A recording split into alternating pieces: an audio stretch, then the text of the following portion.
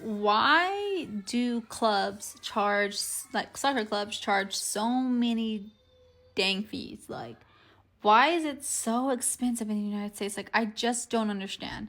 Regardless of the sport, regardless of the gender, one thing we can all agree upon is that youth sports, participating in youth sports is expensive. You have registration fees, you have travel costs, you have equipment costs, training, and of course, ticket prices. I've raised 3 Division I full ride athletes, so I know a thing or two when it comes to money in youth sports.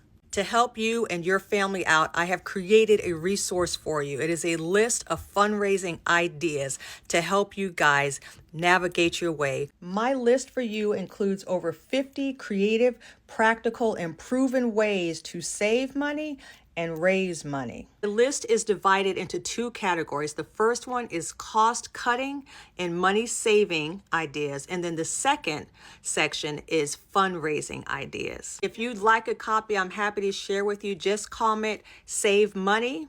And for those of you who have great ideas and have found success doing whatever, please share your ideas with us. Thank you.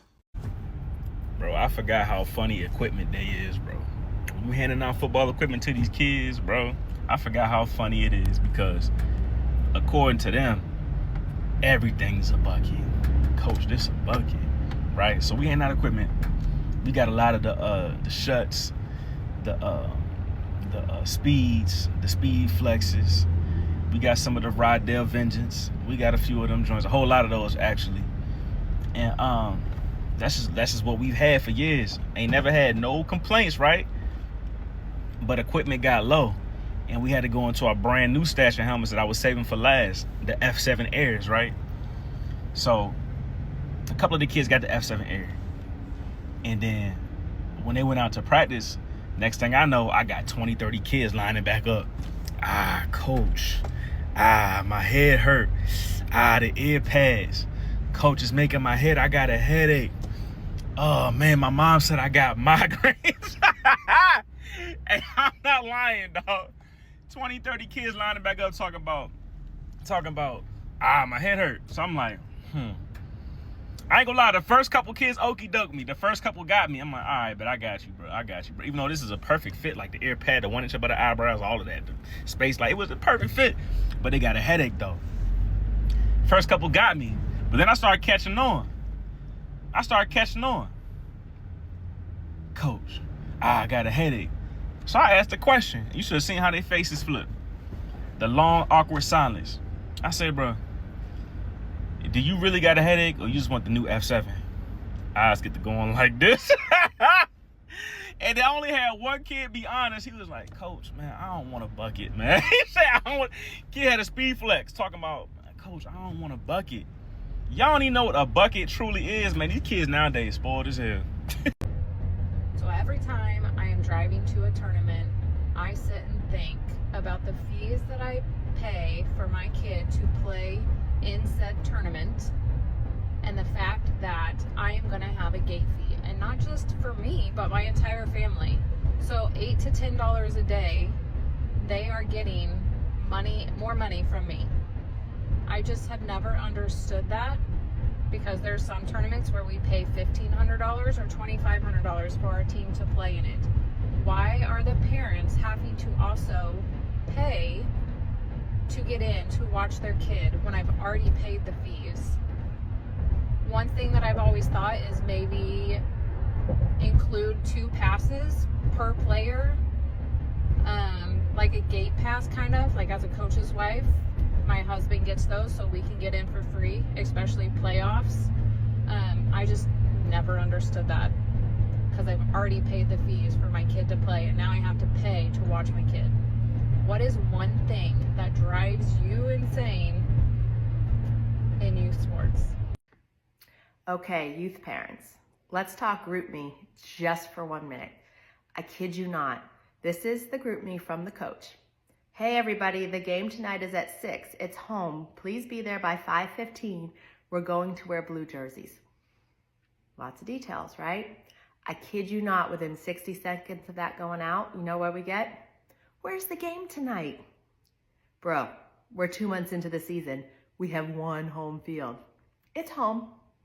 Same field we practice on 4 days a week. Yep. Next question. 60 seconds, maybe 2 minutes later, right? What color jersey are we wearing? There's only one color in that text. It's blue. We're wearing blue, right? Okay. Patience is a little high. Next question. What time does my kid need to be there? 5:15. 45 minutes before the game. It's been that way all season. Hasn't changed, right? So then I get really annoyed. So I just start screenshotting the text and highlighting it and reposting it. Just read the text. Because then from there, you get 67 other messages that say, oh, my son can't get there for 5:15. Oh, we're going to be late. Wait, what field is it at? Right? And then we get into, so-and-so lost their soccer ball 4 weeks ago. It's red and black. Has anybody seen it? Oh, so-and-so lost their sock 3 games ago. Anyone have an extra orange sock? I kid you not. 65 messages later, we still have a game at home at 6, wearing blue uniforms. Be there at 5:15.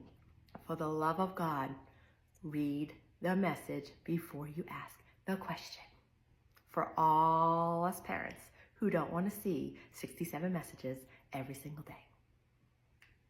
Now you're seeing with American soccer, the only kids that could play soccer in America are the ones who could afford it. That's right. You got to pay $2,800 in yearly fees. Every hotel, you're paying your coach to come coach you. I remember sometimes I was playing youth soccer. I was like, every parent on the team had to give the coach money for a stipend. It's like, why am I paying the coach to coach me? You know what I'm saying? He's already making money for being the coach as it is. You think that's been the problem, LD? It's part of it. It's part of it. So there was a study that, this is actually in 2016. I'm sure it's gotten worse. Like the gap's gotten bigger. Right. Of all the kids playing youth soccer, they broke down percentage-wise what the household income was of those kids. So the majority of the kids fell in their parents' household income was like $100,000 to $150,000. Okay.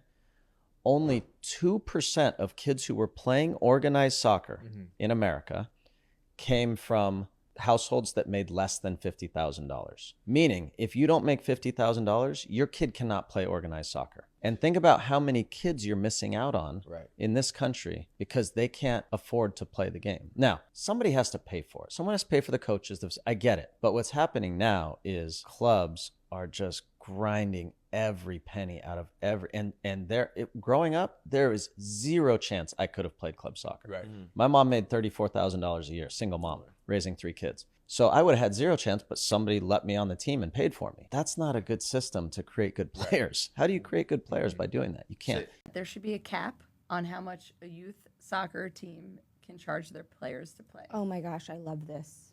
Cap it. Some of these kids are paying $3,000, $4,000 a season For what?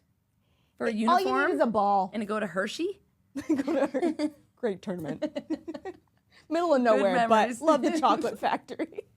It's causing a major disparity between your ability to be seen as a player. Like, how many potential U.S. Women's National Team stars do we have in this country that will never get seen because they come from an economic background that doesn't let them play on certain clubs that get more visibility? It's so messed up. It makes me passionately angry.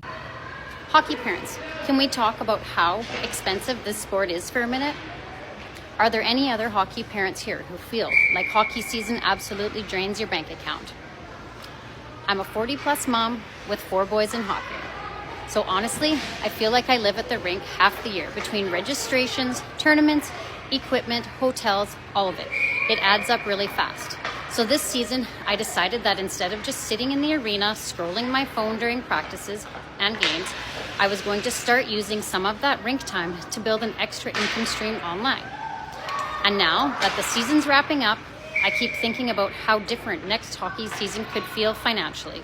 I actually started doing this during all the rink time this season, and it's been such a smart way to use hours we're already sitting here anyway, because the reality is, if we want next hockey season to feel a little less stressful financially, we probably have to start creating that change now. So if you're a hockey parent and you'd love next season to feel a whole lot less stressful when it comes to all those hockey expenses, just send me the word hockey in a message and I'll share what I've been doing during all this rink time.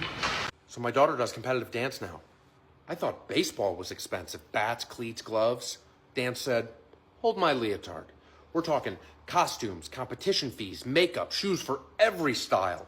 At this point, I should just direct deposit my paycheck to the studio because apparently my retirement plan is sequence. The federal government is coming after the youth sports industry complex, and I think it might be a good thing. There is currently a bill in the works from 2 senators and 1 congressman that is aimed at cutting costs for families in youth sports. Their plan is to do 3 things. Number 1, they're going to call for a ban on private equity in youth sports. I'm not sure how they're going to do this, but they've got my attention. Number 2, they're going to prohibit stay to play. I am all for this one. Stay to play is unfair to families, and I think this alone could save families involved in travel sports a whole lot of money. And number 3, they're going to call for a redirect of federal funds into local communities to support local facilities and leagues. I am a giant fan of this one. Our parks and rec departments are funded at nearly half the rate they were 40 to 50 years ago. Strong community-centered opportunities are the core of youth sports. There are facilities, there are leagues. They're where kids are introduced to the sport and where they can continue playing for fun with their friends and their classmates. On top of the federal government getting involved, Michigan's Attorney General is reportedly opening an antitrust investigation against Black Bear Sports Group, who are one of the worst offenders of profiting off of families in youth hockey specifically. Now, I don't know when this legislation will be introduced or the details of it, but these 3 areas are a great place to start in my opinion. But what do you think? Is the government going too far, or is this not far enough? I would love to hear your thoughts and if you think this is a good idea or not. I was talking to our makeup artist, Lynn, about youth sports. Her kid plays basketball, and she was talking about just how expensive it's getting. So I actually looked it up and found that since 2019, parents are actually spending almost 50% more just for their kid to play sports. We're talking registration, the uniform, travel, personal lessons, the list goes on. So I'm curious, what about you parents? What do you guys pay for your kids? Is it worth it? And there's Lynn right now doing Miss Amy Johnson. Hey. When you were talking about your son, he plays basketball. Hi, Amy. So tell me, what are some of your biggest financial concerns? The travel alone is expensive, from tournaments to parking, admission. You have to pay for all that. And then on top of that, you're traveling somewhere to play a sport that you can play here in California. There you go. And I think Amy knows, she agrees, right? Yes, it is very expensive when they have these tournaments that are far away. You get a hotel, the whole family goes. You're paying for food. They're playing basketball. They eat a lot of food. So it can get quite pricey. Well, there you go. A lot of money for these kids. So tell us what you think. How much do you pay for your kids? Is it worth it? We're also going to have this conversation on Coffee Break on CBS LA. See you there. After looking at this family, the clearest conclusion is not that youth sports have stopped being worth the money. In fact, the evidence suggests that the opposite. The latest AP Ipsos poll found 89% of sports parents believe the benefits outweigh the drawback, even while large majority describe fee, equipment, travel, and time as challenges. That explains why this cost can be so difficult for family to wake away from. Parents aren't simply buying a uniform or a tournament weekend. They believe they are buying exercise, friendship, confidence, discipline, and experience for the children.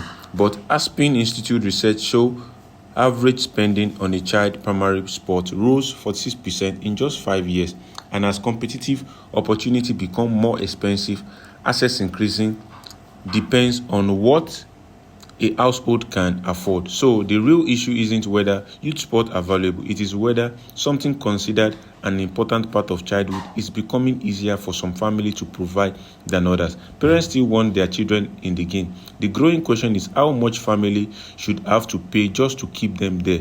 And that is why the cost of youth sport is becoming a much bigger American conversation. Thank you. I'll see you in the next video. Bye.